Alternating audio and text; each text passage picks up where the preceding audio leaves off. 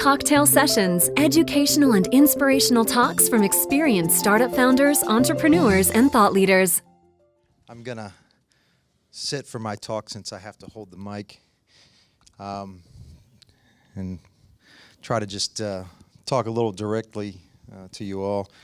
As Jen mentioned, I've been through a lot of startups, a few of my own, and now through Sproutbox, 26 other startups that we've helped to bring to life, and in some cases keep alive through product development and funding. And what I want to talk about tonight is what I think is really the most important thing to know about entrepreneurship, and to maybe help you avoid what I think is one of the greatest pitfalls in entrepreneurship, and that is planning. We all have plans, all right? We all make plans.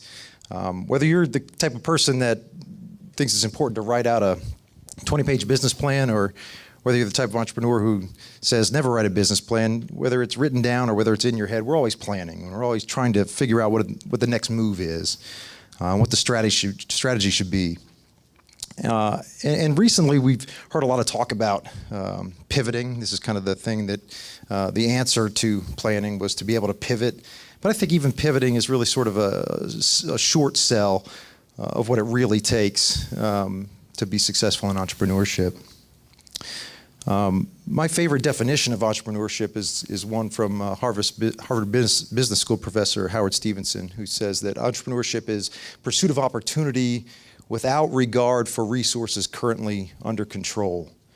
And that's a lot to digest, but hopefully as we talk a little bit tonight, you'll gain a little bit of appreciation for what that means.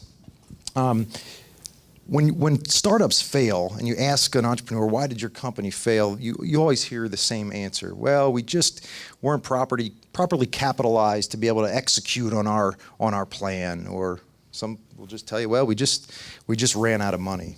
And I'm here to tell you that every single startup in the history of the world has run out of money at one point or another.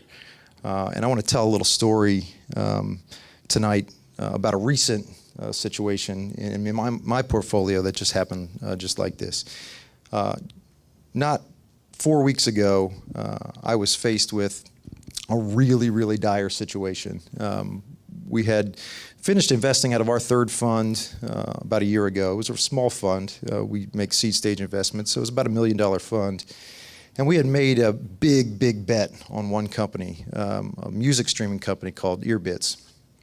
And some of you may have heard of it. This is a company that graduated from Y Combinator, had a lot of traction, 14,000 bands on their platform, 800 labels that they were working with, millions of listeners, but they just didn't have enough money to execute on their plan. The markets, particularly for music startups, was really bad at the end of last year. A lot of things were changing in that market.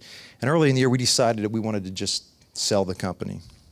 So we engaged some bankers and investment bankers to help us with that process. And over the course of the last 6 months, we attempted to sell the company, got really close with a couple of suitors.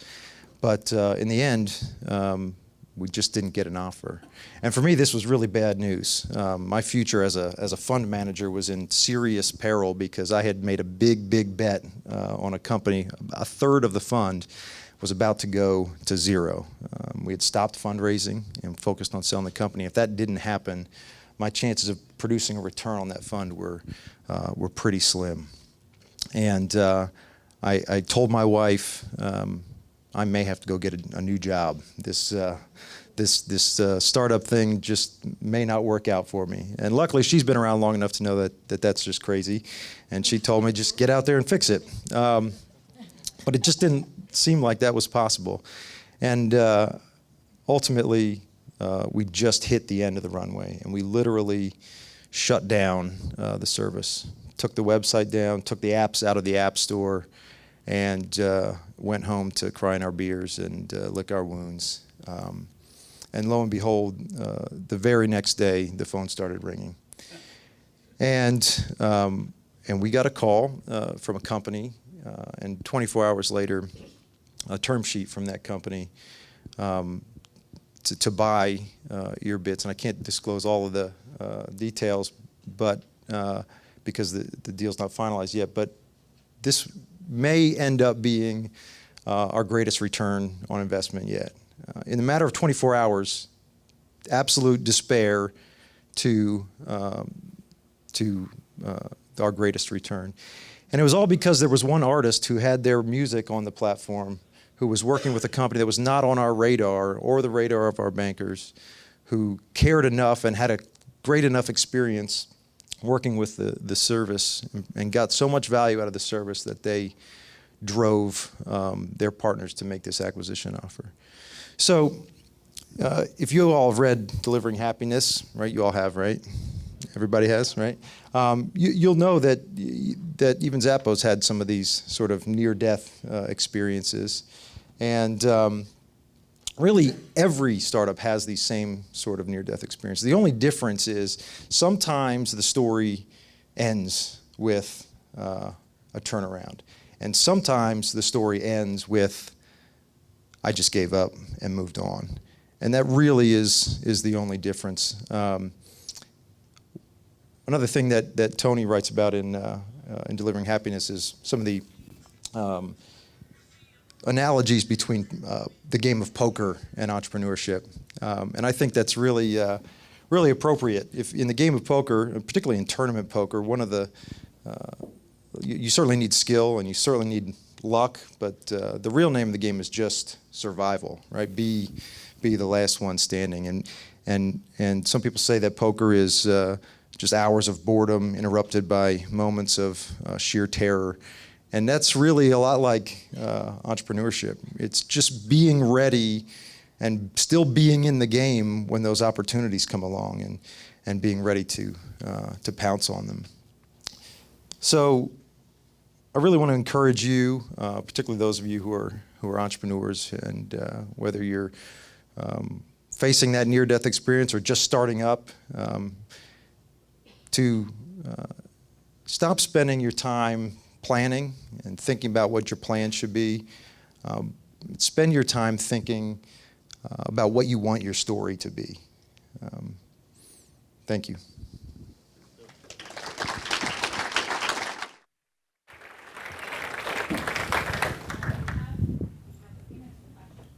So if you want to stay up there for a second.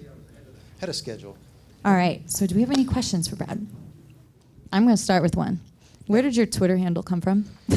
It came from a very, very, very, very long time ago. It was actually my very first Yahoo username back in the early 90s. And as you mentioned, I was in politics, and I'm a Republican. I'm sorry, I have to admit that. So the GOP in that comes from that, and then the SIG comes from my fraternity in college, which was Sigma Chi. So people knew me then as the GOP SIG. And so that's a typo. It just stuck. Great. It almost doesn't mean anything anymore. It just stuck. Great. Yep. All right, questions. Questions. Okay, we'll start over here and then go. Yeah, Brad, when you are looking at your seed level investments, what does it for you in terms of pulling the trigger?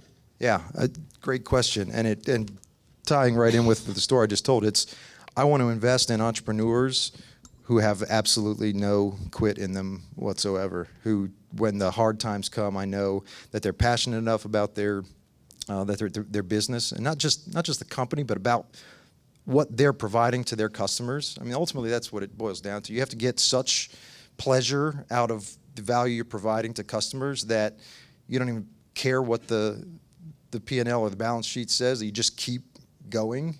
That's what we look for. We look for entrepreneurs who just have that quality, and a decent idea to go along with it, right?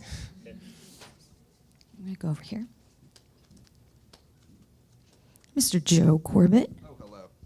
Hi. So my question is, you basically pulled the plug on Earbits, and then the very next day, a miracle happened, if you want to call it that. were you concerned that maybe they might have found out afterwards that you had pulled the plug and were giving up, and then they were making you an offer to buy something that maybe you were ready to kill? We received a bunch of bottom feeder offers, right, from people who knew that the end was near and thought they could pick up the assets for pennies. And there were plenty of those, right? And almost any time you have good technology and something of value, in this case, we have a catalog of music that's incredibly valuable, you're always going to get those bottom feeders that come along. But this was, a great offer that was not fire sale, great strategic opportunity to continue to grow the company. So hopefully you'll all download the app and keep listening to that music, because there's some great music on there. But yeah, anytime you're talking about buying and selling companies, you always have to be aware of what the buyer's motivations might be, and what they're going for. In this case, it became very clear, because of the way it was introduced, that this was a strategic fit that made a lot of sense. And were they aware that you guys were ready to maybe sunset it and do something different? Was that a transparent thing?